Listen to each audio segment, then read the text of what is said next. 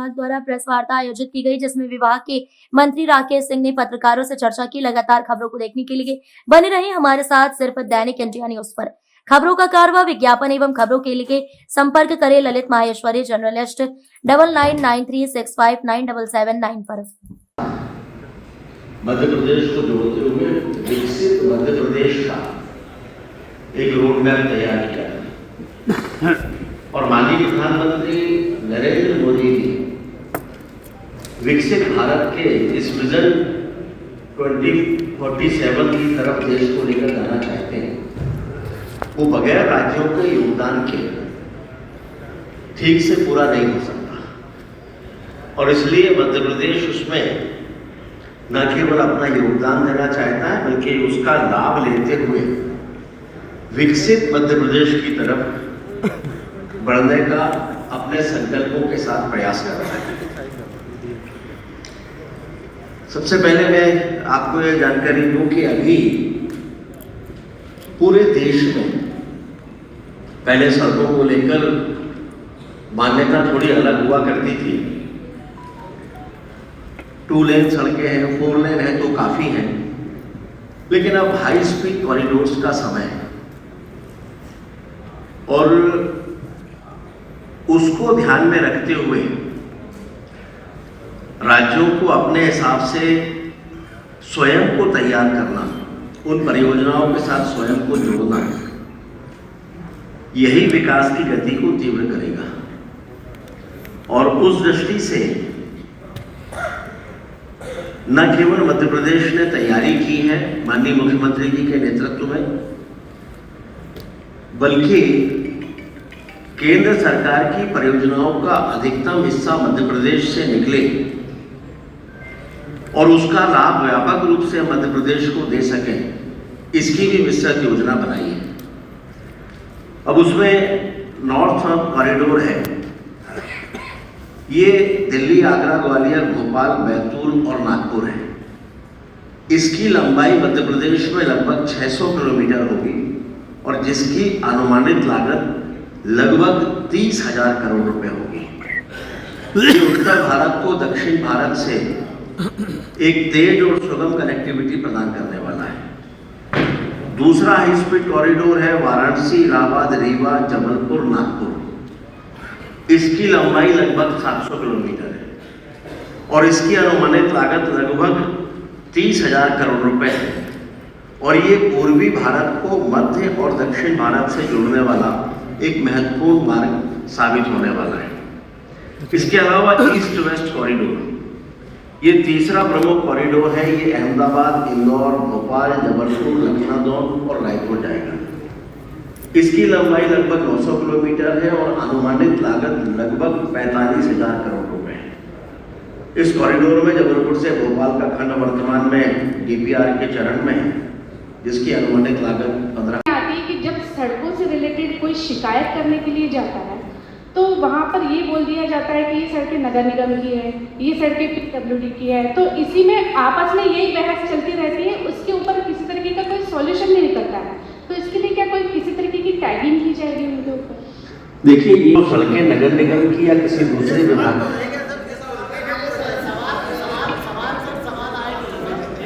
आपने जो सवाल, 1 मिनट उनका बोल के मैं बता देता हूँ। आपने जो बात की है, नगर निगम की सड़कें अलग हैं, पीडब्ल्यूडी की सड़कें अलग हैं। और अब तो मैंने आपको बताया कि हमारी पीडब्ल्यूडी की सारी सड़कों का हमने सर्वे कर लिया है, चिन्हित कर लिया है, तो जीआईएस मैपिंग भी उसकी हो चुकी है।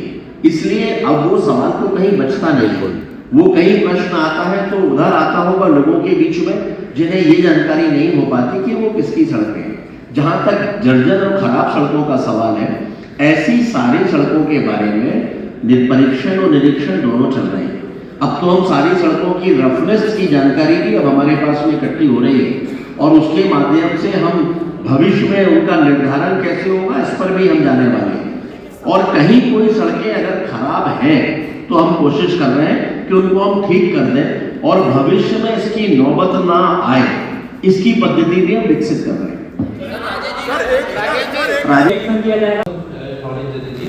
और दूसरा जो कवर चार्ट की आप रखिए, तो जो रोड कंस्ट्रक्शन आपके नेतृत्व में कौन सा ऐसा नवाचार है? क्योंकि कई स्मार्ट टेक्नोलॉजीज आ रही है, हीलिंग सेल्फ हीलिंग रोड्स बन रही है दुनिया में, हमारे यहाँ किसी बिटुमिन से आगे, सीमेंट से आगे हम कहाँ लेके जाएं? जो आपने अभी किया, मैंने उसके बारे में अभी जानकारी दी थी कि वो जो MOU हुआ है वो कागजों पर नहीं है। 28,000 करोड़ रुपए की सड़कों की स्वीकृति भी हो गई है, बाकी स्वीकृति की प्रक्रिया में है, जिनमें और 70,000 करोड़ के जो हैं वो DPR भी चालू हो चुके हैं। इसमें आगरा ग्वालियर 6 लेन है, बैतूल खंडवा है, रीवा सिटी का है, संदलपुर नसरुल्लागंज बाईपास है, ग्वालियर शहर है, सागर बाईपास है, उज्जैन झालावाड़ है, जबलपुर दमोह है, इंदौर रिंग रोड है। ये 28,000 करोड़ के चालू हो चुके हैं और 70,000 करोड़ रुपए DPR स्टेज पर आ चुका है। दूसरा था आपने कहा कि तकनीक के बारे में, तो उसमें अभी कुछ के नाम से किसी क्षेत्र को चिन्हित कर दिया जाए और वहां सड़कों का ऐसा जाल बिछा हुआ हो, उस मार्ग पर पर्यटक आधारित गतिविधियां चलती हों और जहां पर्यटक आकर ये महसूस करें कि जिस क्षेत्र में वो आ गया है वो उस क्षेत्र में है जहां टाइगर्स ही है, तो उसके आधार पर ही इसकी योजना बन रही है, ना केवल PWD है। तो जो इस तरह के रूट्स होते हैं, जो क्रिटिकल रूट्स होते हैं या जहाँ पे आप जुड़ते हैं, वहाँ पे आप देखेंगे कि सड़कें ठीक नहीं बनती है। और दूसरा, कितनी इन्वायरमेंटल परमिशन के कारण प्रोजेक्ट रुके हुए हैं, कितने नंबर से उसके मध्य प्रदेश में फॉरेस्ट परमिशन के कारण जो रुके हुए हैं प्रोजेक्ट। मेरा सवाल है, प्रधानमंत्री का विजन विकास के साथ है भ्रष्टाचार के खिलाफ जीरो टॉलरेंस। प्रधानमंत्री का विजन है zero accidental zone. Road safety को लेकर मध्य प्रदेश में हमने कोई ऐसा नवाचार किया है जिसमें हम ये दावा कर सकते हैं कि मध्य प्रदेश की सड़कें जीरो एक्सीडेंटल जोन पे आ गई है। और तीसरा सवाल मेरा ये है कि ऐसी कितनी परियोजनाएं हैं जो पर्यावरण की स्वीकृति नहीं होने की वजह से लगती है? यही सवाल है। एक और सवाल भी लेने साथ में। हाँ लेने बोलिए।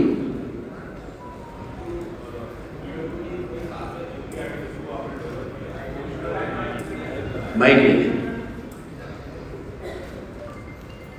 MPRDC जो डेवलप हुआ, प्रोफेशनल एटीट्यूड आया पूरा का पूरा, काम बड़ी तेजी के साथ होने लगे, अच्छी सड़कें बनने लगी और ये चीज है कि सरकारी जो सिस्टम रहता है उससे बढ़कर आगे प्रोफेशनल एटीट्यूड जो आया। इसी तरह से जो आपका बिल्डिंग डेवलपमेंट कॉर्पोरेशन है उसको या कुछ जैसे अन्य प्रकल्पों को भी आपका डेवलप करने को इरादा है। तीसरा भी मंत्री जी, एक बहुत स्पेसिफिक सवाल पूछ रहा हूँ। आपकी प्लानिंग है ग्वालियर से इटावा का हाईवे। मध्य प्रदेश में सबसे ज्यादा जो है दुर्घटनाओं में मौतों वाला जो है वो सड़क है ग्वालियर से गुवाहाटी। जैसे ही चंबल के पार ही लगता है 4 लेन शुरू हो जाती है और चंबल का पुल जो है साल में 4-6 बार जो है बंद होता है क्योंकि वो जर्जर हालत में है। और तमाम सारे मंत्री उस इलाके से होते हैं, लोग वहाँ कितना आंदोलन करते हैं, मेरा जाना आना होता है, उस इलाके से आता हूँ। उसके बारे में थोड़ा डिटेल्स बताओ, क्योंकि वहाँ यूपी जैसे चंबल पार करते हैं वैसे मदद से सरकार को गालियाँ यूपी वाले देते हैं, क्योंकि जो हम तो सब खोल लेते हैं और इधर कुछ करते नहीं है लोग। मैं इन तीनों में पहले बहुत अच्छा सवाल आपने अभी किया था पर्यावरण से संबंधित विषयों को लेकर।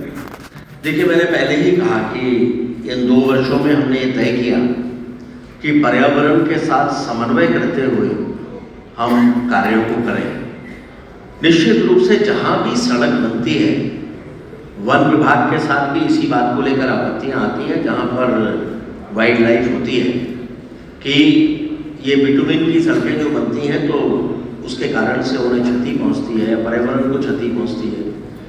लेकिन हमारे साथ मजबूरी ये है कि हम सभी विकास की प्रक्रिया को भी नहीं रोक सकते, लेकिन पर्यावरण को होने वाली क्षति को न्यूनतम या कम से कम तो कर ही सकते हैं। और उसी दृष्टि से ये सारे नवाचार चल रहे हैं ताकि पर्यावरण की भरपाई, नुकसान की भरपाई अधिकतम हम कर सकें।